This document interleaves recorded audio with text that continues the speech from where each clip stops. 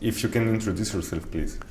So my name is Guillaume Jondeau, and I am a cardiologist working in Paris, Hôpital Bichat. I'm responsible for the reference center about Marfan syndrome and related disease in Paris. I'm also responsible for the filière de santé, which is a gathering of reference centers all about vascular diseases in France. And I'm responsible for the European Rare Disease Network, which is a network about rare vascular disease, which is called VASCURN, which is gathering 11 countries, 31 hospitals at the present time, and probably will increase in size. And what does this project 101 Genome consist of? 101 Genome at the beginning is consisting of trying to collect a selected population of patients with a very well-defined phenotype, which means very homogeneous group of patients from a genetic standpoint, which will allow the study of the reason for variability, which means that Marfan syndrome can be very severe and can be very even not visible. So there are other factors than just the causing mutation which are responsible for this variability. And 101 Genome's first aim is to try to find these factors. And as a scientist, why did you accept to be part of this scientific committee? I wanted to be part of this scientific committee because I like the initiative of Romain first, who is transforming a drama into something positive, trying to collect new information, to have the science going forward, to find new solutions.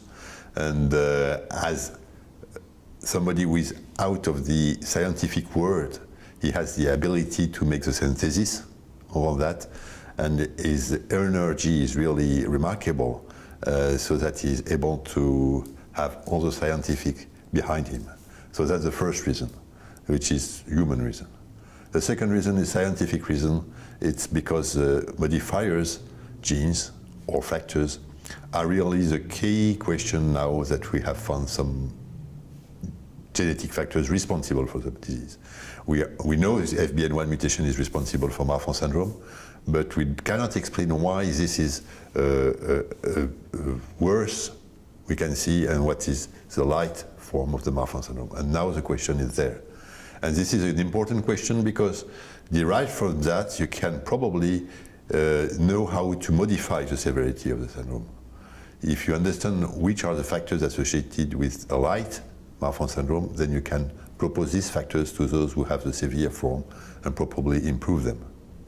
And this is probably also important not only for patients with Marfan syndrome, but also for those with aortic dilatation related to something else than Marfan syndrome, or if we go to the eyes problem with other eyes problems close to what is seen in Marfan syndrome, or to other rare diseases related to genetics.